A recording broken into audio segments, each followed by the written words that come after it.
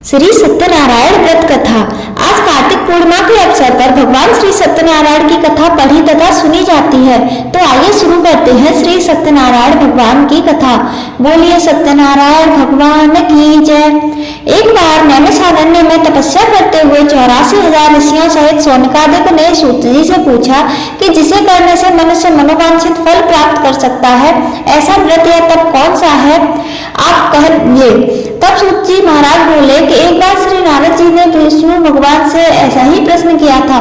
तब भगवान विष्णु ने जिस व्रत का वर्णन किया था वही मैं आपसे कहता हूँ।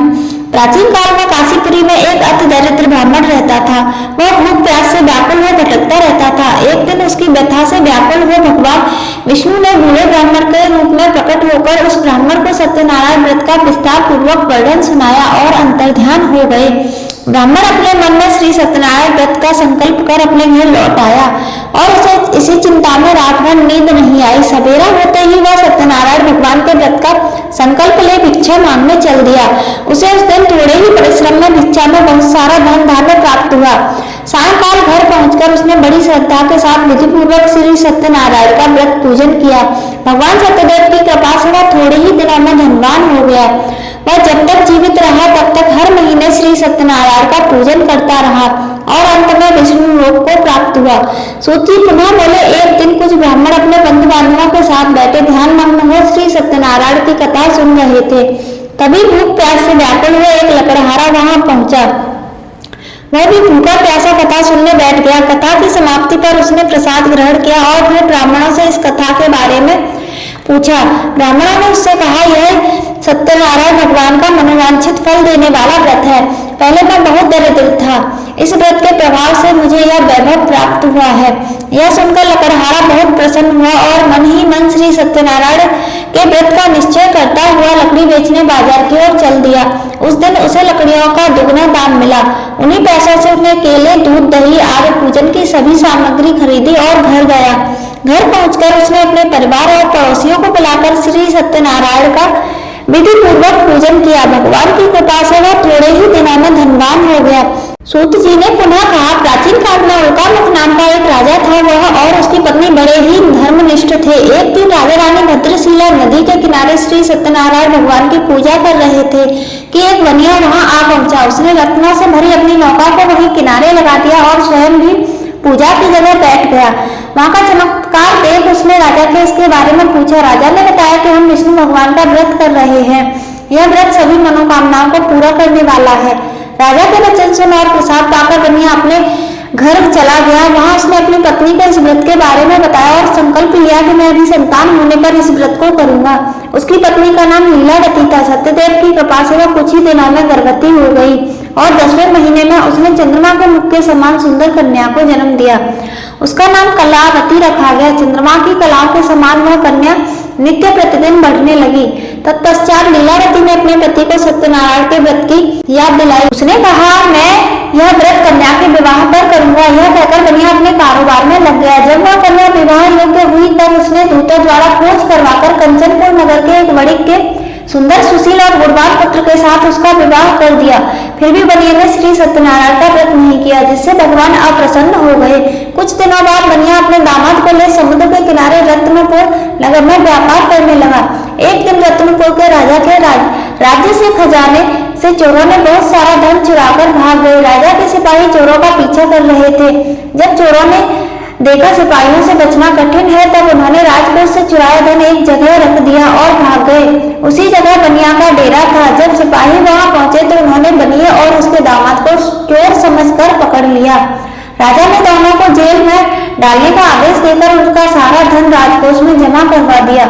श्री सत्यदेव के कोप से लीलावती और कलावती भी बड़े दुख से जीवन व्यतीत करने लगी।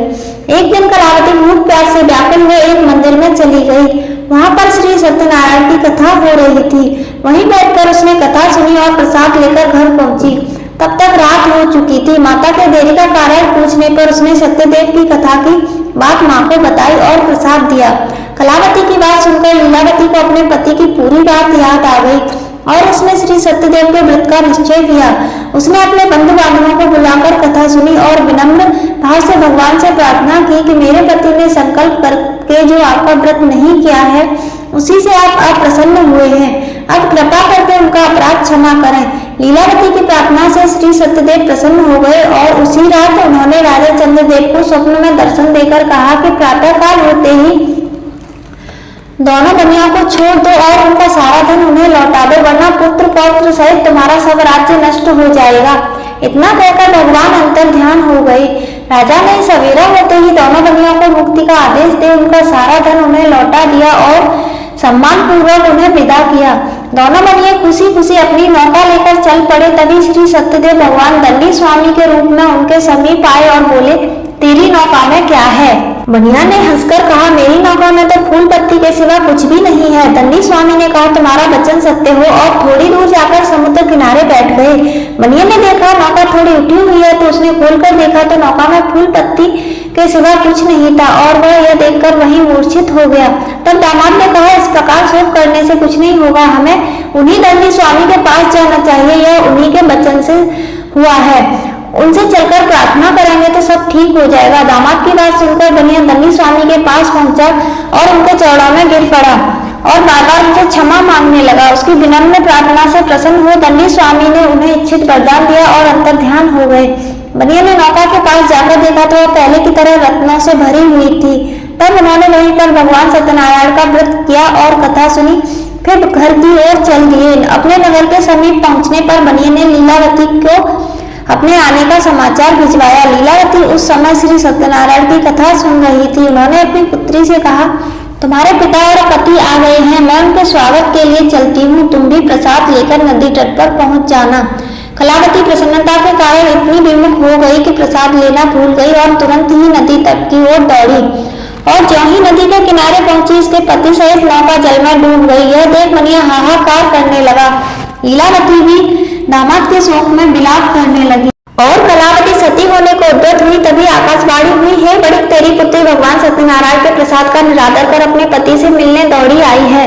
यदि वह प्रसाद लेकर फिर आएगी तो उसका पति जी उठेगा। यह सुन कलावती घर की ओर दौड़ी और श्री सत्यदेव का प्रसाद लेकर पुनः आई तो क्या देखती है कि उसके पति सहित नौका जल में तैर रही है। यह देख बनिया भी प्रसन्न हुआ और अपने घर पहुंच गया। जब तक जीवित रहा तब तक श्री सत्यनारायण का व्रत करता रहा। उसके बाद सूत जी महाराज बोले, एक बार राजा तुंगध्वज शिकार खेलने के लिए वन में गया। वहां उसने देखा एक पर्वत के वृक्ष के नीचे बहुत से गोपबाल श्री सत्यनारायण भगवान की कथा सुन रहे हैं। अहंकार बस राजा ने न तो सत्यनारायण भगवान को नमस्कार किया और न ही पूजन के पास गया। वाले राजा को देखकर स्वयं प्रसाद लेकर उसके पास आए तो राजा ने न तो प्रसाद दिया और महल की ओर चला गया। राजद्वार पर पहुंचकर वह देखता है कि पुत्र पौत्र सहित उसका सब धन नष्ट हो गया है। उसे वन की घटना स्मरण हो आई और उसने विचार किया कि श्री सत्यदेव के प्रसाद का निरादर करने के कारण मुझे यह दुख प्राप्त हुआ है।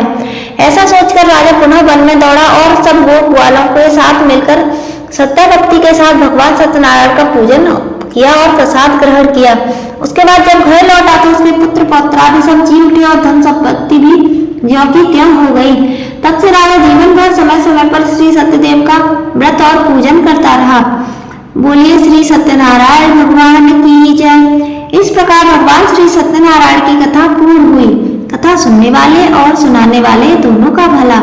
यदि वीडियो पसंद आई है तो कमेंट में जय श्री सत्यनारायण अवश्य लिखें। आप सभी का हार्दिक धन्यवाद। हरि बोल हरि बोल हरि हरि बोल, हरि बोल हरि बोल